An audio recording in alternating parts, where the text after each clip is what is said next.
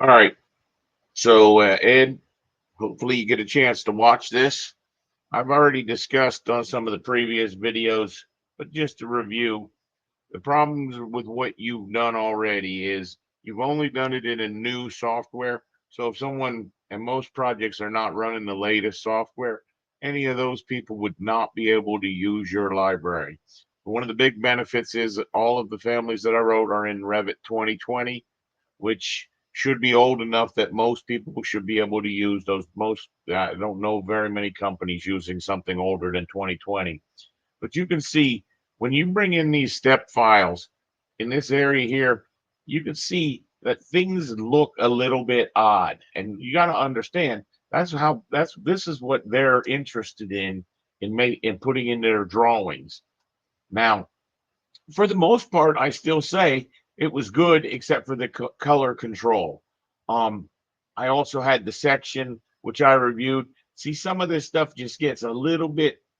It's not the best for graphics, but it would definitely suffice. And that's what's happened is Autodesk has told you that's the best way to go. Now I'll show you why that I don't agree with that. The second thing was the first email I wrote to you was explaining to you that you haven't filled out any of this section right here. Okay. Actually, so what we're going to find is when I go to mine, you're going to find we start to fill that information out. So what I've done is I've created a bunch of families for you, about 270 families, which constitutes even more when you go with some of the files that are going to be by table. But I'll explain that in a minute. But the general idea is if you were to come down here, you would find that we've put that information.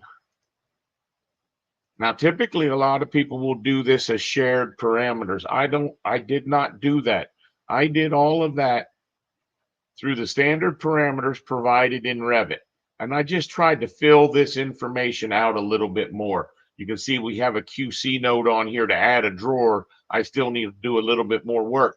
But one of the nice things about this is, you see this URL? If I want to know more about that table, our families are all linked to your web page. So you would see that if I got out of that one and I went to this one right next to it and I said edit type,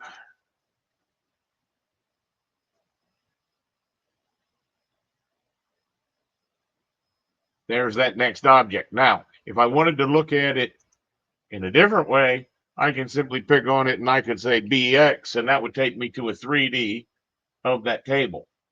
Now, you're going to find that one of the things that I noticed you have is the option of whether or not to put wheels on these things. So understand, if you're making a step file, you would have to make 4 different step files to do what I'm going to do right here. Is I can say this is not a stationary object, and it would put wheels on it. And you see, if it's stationary fixed, that puts 2 casters and 2 of the other. If I put full free, then you're going to see it gets 4 casters. You also notice that when it's stationary, I have the ability to put the mounting anchors. See? So that would actually constitute 4 different families that one family is already doing.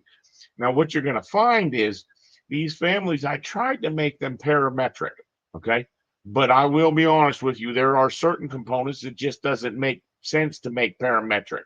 But I tried to write, if you'll notice, so I showed you when we fill this information out, you're going to see that really there are not that many dimensions in this. And the biggest one, I apologize, I was going to do this. Most people in their project would be dealing with project units. The length would be in feet and fractional inches. That's how most people would be working. Now, here's the problem that happens. When I pick on this guy and I say edit type, you're going to see I don't have your easy dimensions, your decimal dimensions. So I put in these parameters right up here because I noticed that most of your stuff is designated by depth, length, height. Okay.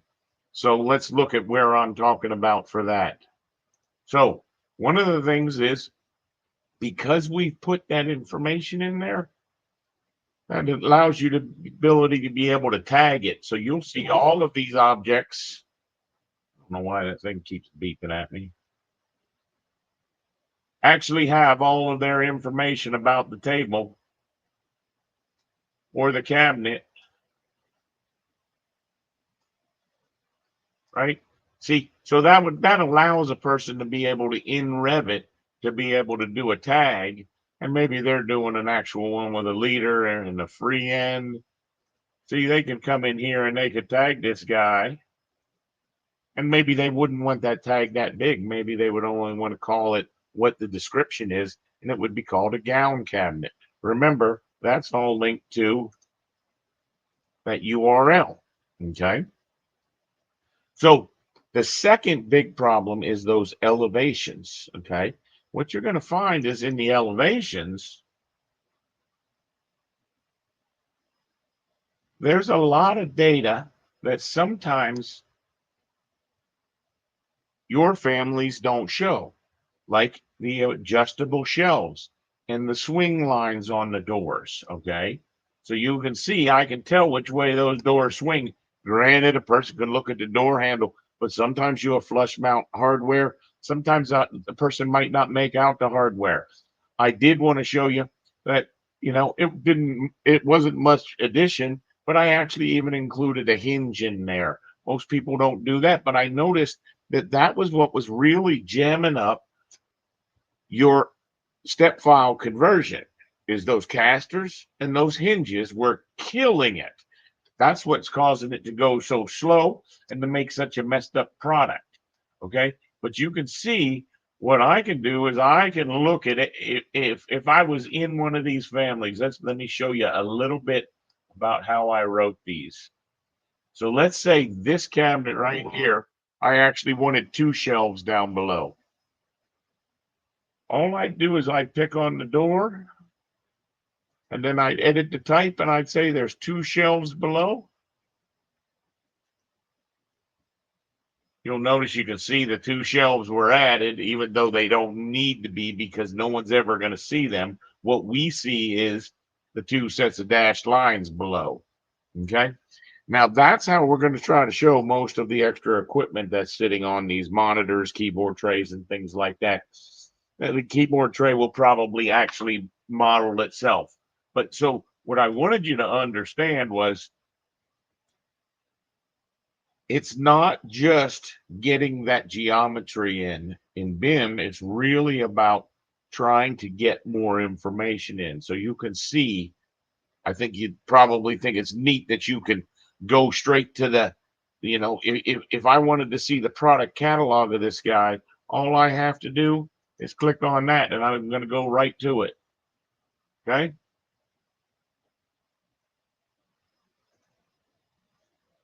Now, the same thing is going to be true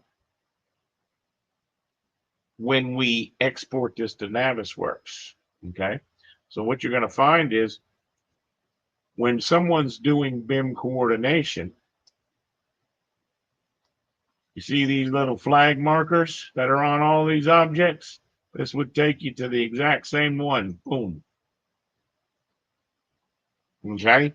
So that's one of the big benefits that I don't think you were even aiming at in how you were creating your library when you're just importing those step files. You really want to put some intelligence behind them, number one. Number two, this built a really nice step for us because this meant a second person QC'd the object. In other words, looked at what was in Revit and compared it with your product information, QC'd it, put the information to it, and you have a set of double checking, which tends to be a problem with a library. Someone creates a library and no one checks it, and junk ends up out there. So understand, that's where I went with what I did. Now, I think that you got to realize that it's important. It's important for how all of this information plays with things downstream. So you will notice, if I go back to the Revit, if we pick one of these objects, we say BX. All right, first of all, I am going to create two versions. One with all of those orange boxes on there. Those are my clearance objects. And that's generally done so that you know there's not another piece of equipment in your way, right? If this was too built up against the wall, slid too far in a wall, and there wasn't enough room for a door to swing open, that's what that's for, running interference detection. But typically, what we're going to do is we're going to strip out all those generic models and save you a second copy. So where you have download Revit family is what you're hoping to have, and you could do that with all these families. I've put them on your Google Drive. Feel free to start linking them in. You could have, what was it, 275 objects on your web page. Your guy could add the links to, add the files to the directories to be able to download those links. And you could roll out a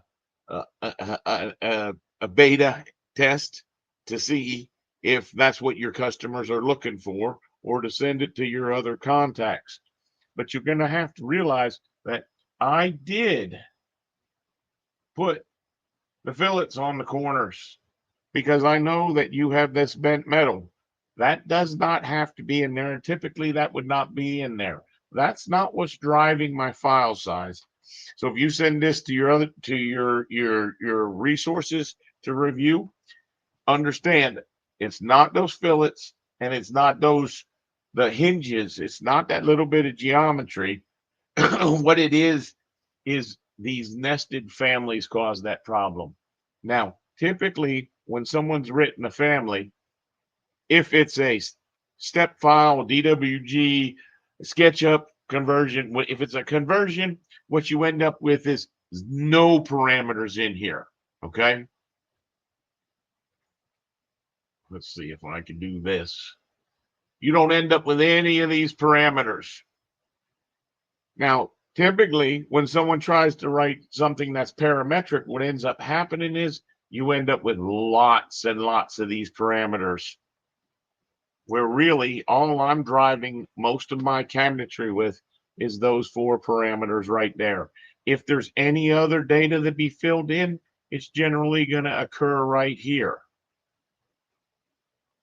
And everything right in this spot, these are all calculations, so the person doesn't have to worry about filling them in.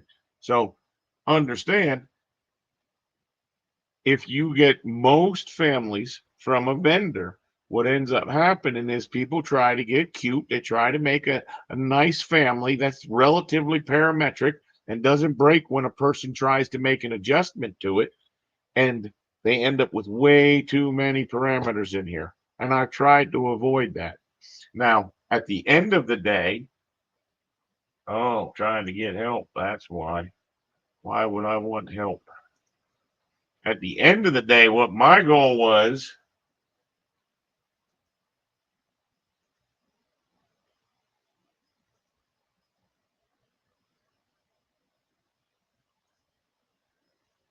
all right, now what? There you go. My goal was to try to go through your catalog as much as I could, get the big pieces out. You'll notice that a lot of them have something in common with another one. I will be honest, if we categorize this so that the similar type objects were together, I think it might be beneficial. But I wanted you to at least have a feel for what I've uploaded. So I've uploaded all these Revit families, not to mention all these families can be found in the Revit project that's there. And I will tell you that Revit project is 608 meg, because that's what families do. And these families are heavier than I would like. I think if I try to go over there and check them, I think it's probably going to pause the video. What I wanted you to get a feel was This is the cabinetry that I made for the cabinets that I made for you. And I made the tables. And I've got approximately 90% of each of those done. And I was starting into the carts, and I've now run out of time. And I'm going to be going out of town for a little bit. I think we've done a really good job at giving you a baseline of where you can go from here. Um, there is, I have debated with, if you could export a little bit of geometry to me in the step file, it might be beneficial for some of the little objects that we might like to place. Some of these, I think there was a vacuum motor or something to that extent. I think it would be beneficial for some of that geometry, because that geometry is a little bit more challenging to build in Revit. But I'm planning on doing it. Let's see, can I get off of that so yellow line's not in my way? I didn't even see. Let's see. This is only through the first row of cabinets, and I have 3 rows of cabinets. So you can see the task is a rather great one. How did that get highlighted? Orange down there. There you go. And what I was proposing to you before was, this is all in twin motion. So this gives you an idea that it's not just being built for Revit, it's being built for Revit to take to somewhere else. I showed you in the Navis file how, as well, for in Navis coordination, you could go right to that product information as well.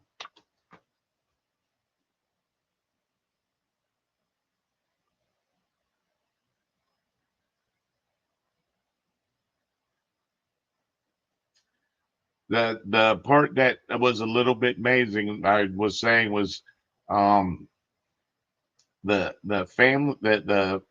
project file that has all your families in it, which typically you would never want to put all your families in. You want people to be able to download the families they need, drag the few in there, and hopefully if they're only going to be putting 10, 15 pieces of equipment, it's not going to make their file size balloon like that. When we do put a lot of families in, that's where I recommend to people, that's where you sort of got to control your Revit file and put some of those in the equipment file and some of those in the architectural file, and then you don't end up with so much of a buildup. But you could see, this is I'm just going to let it play. It's going to be about 20 minutes of time now. But it should give you a feel for the families that I've created at this point. See, that's a perfect one. That one has some hinges. I think something got lost on that one. And that, like I said, I'd say 90% of your catalog in cabinets and tables has been created, and probably it's been done about a 60% QC review. So you see, that's why it's so important, because we can make that family so it works inside the family. But where most people make the mistake is, you have to put it into a project and see how the thing functions in the project. That's another thing. You didn't have any reference planes in the majority of the step files that you had converted over. So what happened was, it was very hard for a person to get a cabinet backed up to the wall. By us putting proper reference planes in there, what happens is, when someone's playing with Revit and they start putting that family in, they can actually snap it to the back of the wall. It's not hosted. I don't recommend making them hosted, because they may not be in the architectural file where the wall is. Okay. Now, I am absolutely open to anything you would like to do. I think you just have to have a little bit greater understanding of what your task and your goal is. But if your task and your goal is to get it so that people can download the Revit families, There they are. They're on your Google Drive. You could do that as soon as you can get with your web developer and get him to straighten that out. Would you believe that was just the first row? And there's two more rows of this families.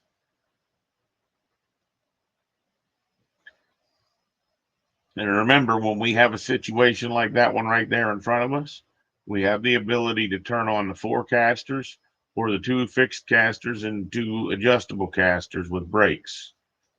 That seemed to be your options.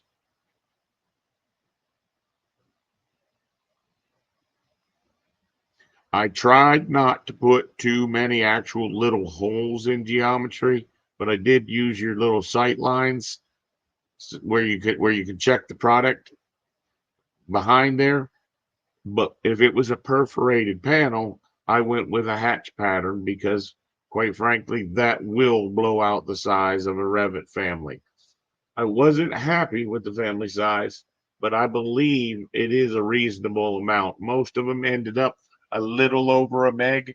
And you see, before making this library, I would have said families aren't good if they're over a meg. I typically check a project, and any families that are over a meg, I try to go reduce the size of them, which is something I'm probably going to be tackling in the fall here as I try to make a library of standard objects for people.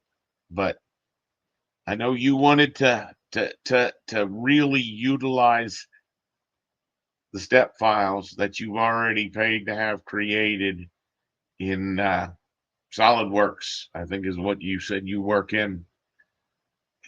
It's really just not a good idea, because when it comes down to like the table that's adjustable to the different sizes, you would have to have 351 conversions where I can have one family where I can change change those sizes. I wonder what happened with those boxes.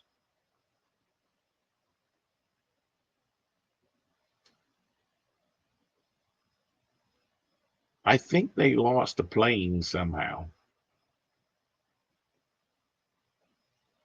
But you'll have to let me know how you want to proceed. If you want to do some QC, if you want to give them to some people to kick the tires, or if you want to put them up there to be downloaded off your website. I did like the way that URL, embedding that URL, and the rest of the information is really tried to take it as much as I could from your actual website. I think your website is a really nice website. Um, how far are we through? We're halfway through the second row.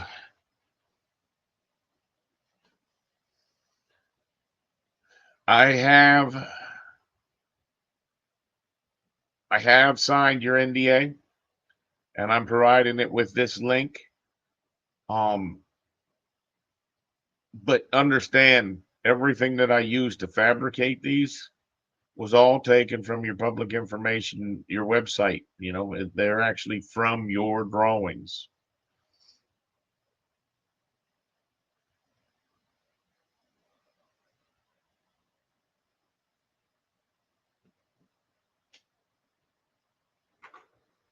I actually think that one's a little bit dry. Let's see if we can't go like this and get a 30,000 foot view of it.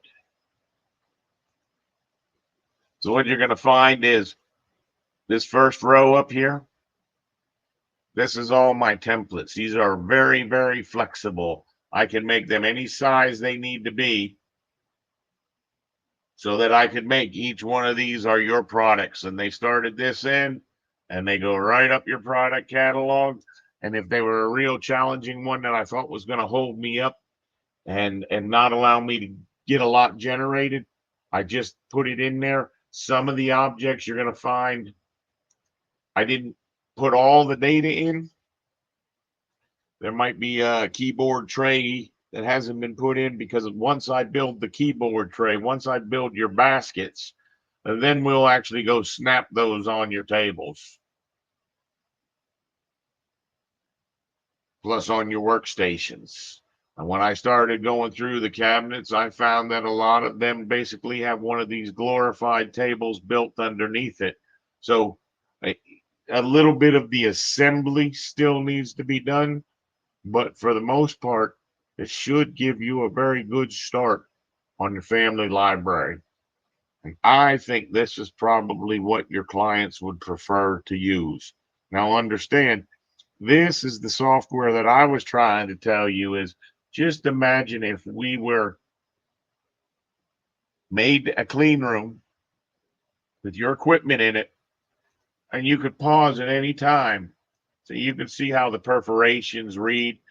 And once I did that pause, this is the beauty of twin motion is I have the ability to go wherever I want. Okay. So the neat thing is this can be provided through a link. This can be hosted on the web. This is what I've done for previous projects. So that your end users can actually share that link with anyone. You don't need any software to do it. And you could do exactly what I'm doing here on the screen.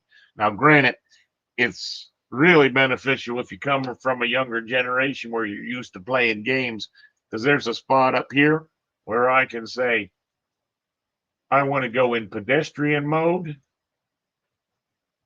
and I want to go at a walk speed. And you would find now I can actually walk around just like this was a video game. Wait a second. Let's see. Spin your head.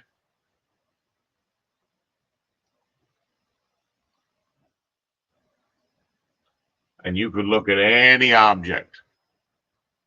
You could explore the room. And understand, I have two different ones. I also have one with a clearance box that is all on, showing you where the swings are, almost like a glass type situation. But that's a real half-hour synopsis of where we're at. Feel free to play with them. Like I said, because it was done in 20, doesn't matter what version of Revit you have in your office or anyone has, pretty much as long as they have something between 2020 and 2026, which is now released, those families should be accessible to them. So kick the tires, give me a call, let me know what you want to do next, and I hope you have a good day. Thank you, buddy.